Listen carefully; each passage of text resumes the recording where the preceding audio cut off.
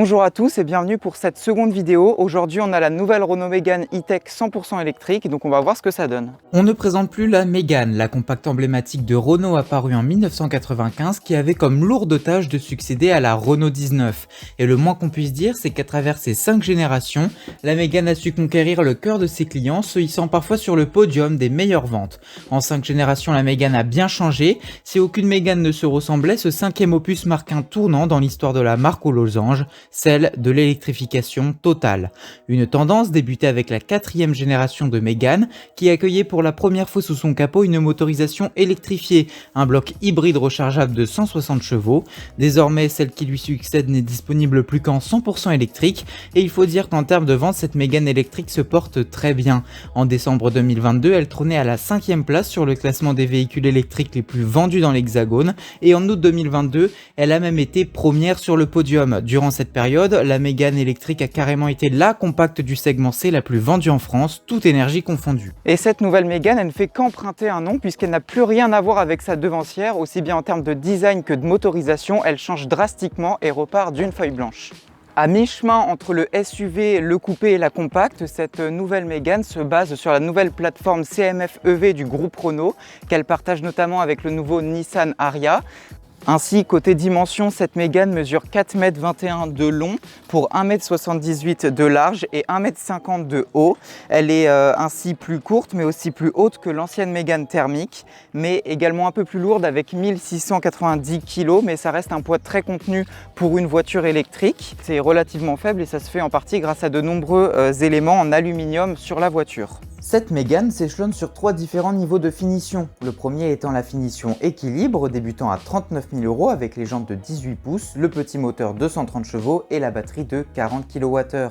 Le niveau intermédiaire, celui de notre modèle d'essai, est la finition techno qui, contre 44 500 €, propose la climatisation automatique, les jantes de 20 pouces et le système multimédia Open Air de 12 pouces. Mais il est aussi possible d'y ajouter des packs, enrichissant ainsi la dotation de série, comme c'est le cas sur la voiture présentée aujourd'hui, équipée du pack Augmented Vision et Advanced Driving Assist, un pack à 1 700 €. Enfin, le haut de gamme est incarné par la finition iconique débutant à 46 500 €, qui ajoute entre autres une lame avant dorée, une sellerie spécifique, la navigation avec les services connectés de Google et le système audio premium Harman Kardon avec 9 haut-parleurs.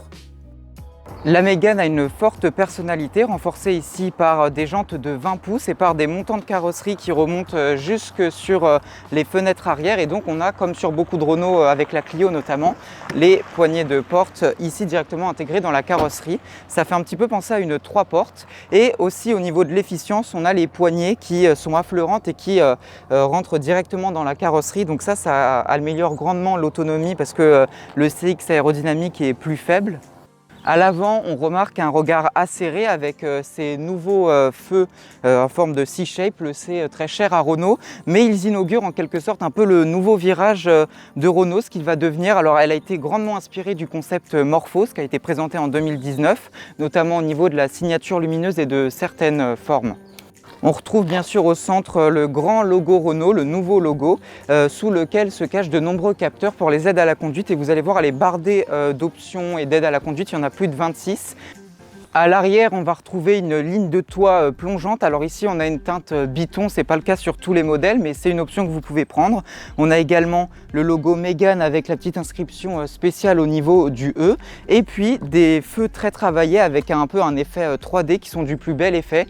Et on a un bandeau lumineux qui court sur tout le long du haillon et qui rejoint le logo Renault. Et pendant qu'on est à l'arrière, parlons du coffre. Alors pour l'ouvrir, il faut le faire en 2 fois. Il faut d'abord appuyer ici et soulever le haillon qui est néanmoins très léger. Et on a la bonne surprise en l'ouvrant de trouver un bon volume de coffre de 440 litres. C'est une très bonne valeur pour une voiture électrique, mais surtout c'est une bonne valeur même pour une voiture thermique dans la catégorie. Dommage que le seuil de chargement soit assez haut, mais au moins on a un compartiment pour ranger les câbles et les sièges se rabattent. La banquette peut se rabattre en 2 parties, auxquelles s'ajoutent les 33 litres de rangement présents dans l'habitacle qui viennent compenser l'absence de frunk, c'est-à-dire de coffre au niveau du capot avant. Et nous voilà à présent aux places arrière. Alors on a assez d'espace aux jambes, ça va, notamment grâce à l'empattement de 2,70 m qui profite grandement à l'habitabilité. Et puis surtout sur cette Mégane, la place centrale pour une fois est vraiment logeable. On n'a pas d'accoudoir central, donc la place est vraiment rembourrée. Et surtout, on n'a aucun tunnel de servitude au milieu, ce qui fait qu'on peut voyager confortablement. Alors la seule ombre au tableau, c'est que même si la carrosserie qui remonte est du plus bel effet à l'extérieur, ça a un impact direct quand on est dans la voiture parce que du coup les surfaces vitrées sont relativement réduites. Nous voilà à présent à bord de la nouvelle Mégane et la présentation est vraiment très soignée et les matériaux utilisés sont vraiment de bonne qualité. On va retrouver des matériaux vraiment très beaux et très bien assemblés. Donc on a même des contreportes qui sont un petit peu moussées ici. Alors c'est dur là, mais au moins ça aura le mérite de bien tenir dans le temps. Mais il n'empêche que c'est quand même très bien fini et vraiment bien assemblé. Je dirais même que c'est encore mieux qu'une Tesla Model 3. Le grand changement sur cette Mégane, c'est ce combiné d'instrumentation. Elle inaugure une toute nouvelle disposition d'écran qui est baptisée Open Air. Elle se compose donc d'un écran central qui fait 12 pouces, qui est légèrement orienté vers le conducteur et l'instrumentation numérique juste ici fait 12,3 pouces. Donc on a un système multimédia qui est très grand et très fluide, ça c'est vraiment très appréciable. Il est rapide et il a la particularité d'être sous l'interface Google, c'est-à-dire Android Automotive. Donc c'est un peu comme si c'était une tablette Android Google, mais avec une surcouche de Renault qui est vraiment très bien faite, vraiment bien pensée. On a accès aux services connectés de Google, comme par exemple l'assistant Google ou encore Google Maps. Mais également, et ça c'est un peu plus inédit, on a accès à Google Play et on peut télécharger jusqu'à une quarantaine d'applications supplémentaires pour cette Mégane.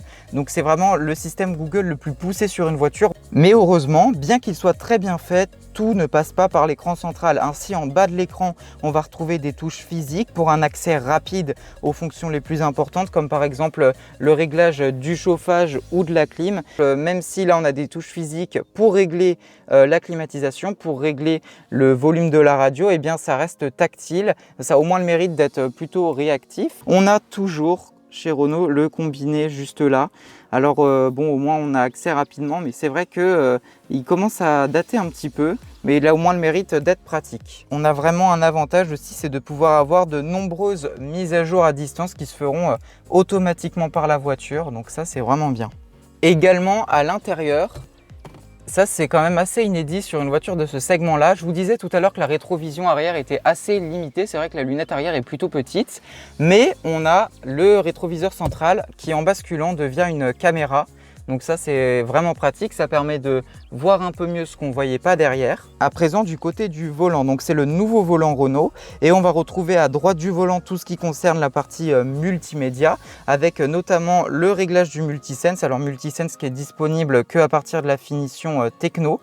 Donc on va pouvoir choisir entre sport, éco, confort, perso.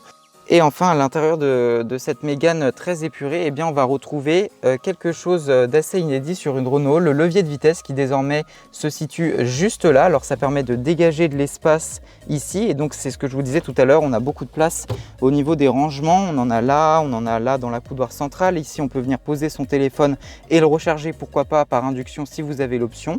On a un antidérapant ici qui permet de retenir le téléphone, c'est plutôt bien.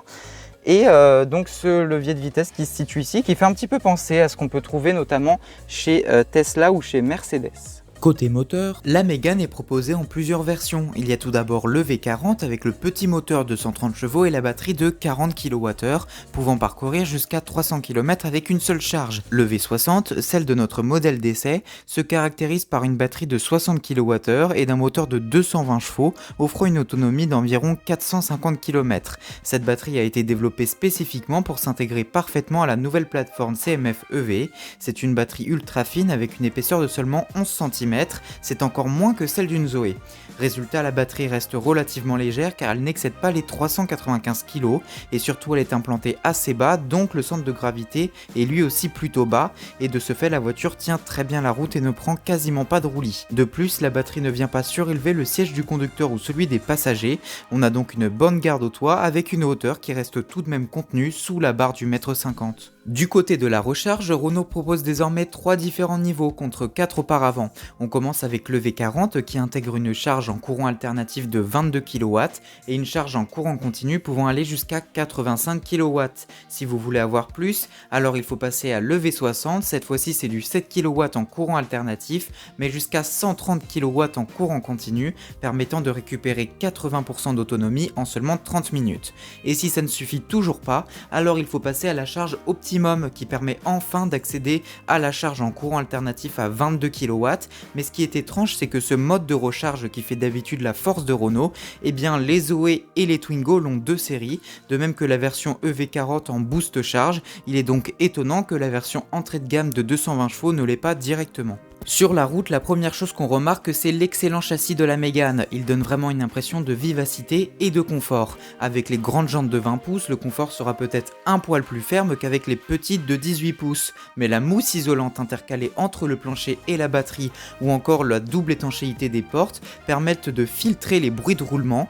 Ainsi, le silence d'utilisation est vraiment remarquable. Les suspensions, quant à elles, ne sont ni trop fermes ni trop souples. La Mégane se révèle donc très confortable et silencieuse. Et si vous préférez accélérer, eh bien rassurez-vous, le dynamisme est aussi au rendez-vous, avec quasiment aucune prise de roulis. Le moteur synchrone à rotor bobiné de 220 chevaux, lui, se montre plutôt performant, avec un 0 à 100 effectué en 7,4 secondes. Une très bonne valeur qui offre un certain plaisir de conduite, renforcé par une excellente direction très précise et informative. Mais ce n'est pas avec ça que vous foncerez sur les autoroutes allemandes, la vitesse de pointe étant bridée à 160 km/h. Pour ce qui est de la consommation, là aussi c'est excellent. La Mégane bénéficie d'une très bonne efficience, grandement aidée par son nouveau moteur au meilleur rendement. C'est là que l'on voit la maîtrise de Renault dans le domaine des véhicules électriques. Ainsi, avec une conduite douce et en utilisant les palettes au volant permettant de régler le niveau de récupération d'énergie, les chiffres officiels d'autonomie semblent plutôt facilement atteignables. Sur autoroute, en revanche, la consommation grimpera un peu plus, mais si vous voulez avoir plus de détails et savoir exactement à quelle autonomie ça correspond,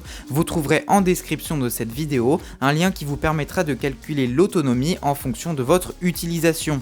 Vous pourrez également calculer combien vous fera économiser cette Mégane par rapport au coût d'utilisation d'une voiture thermique. En 2023, les reproches qui pouvaient être faits précédemment à la Mégane au niveau de la recharge et de la puissance ont tous été corrigés.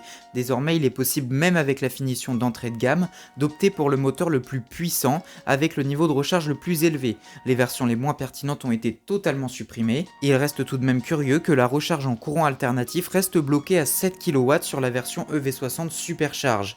En tout cas, cette Mégane est pleine de qualité, ça explique donc pourquoi elle se vend aussi bien. Aujourd'hui, elle n'a d'ailleurs aucun mal à détrôner sa principale rivale, la Volkswagen ID.3. Cette Renault boostée aux électrons, fabriquée en France à Douai, a tout pour plaire. Bien plus qu'un simple nom, cette Mégane reste toujours une référence dans sa catégorie.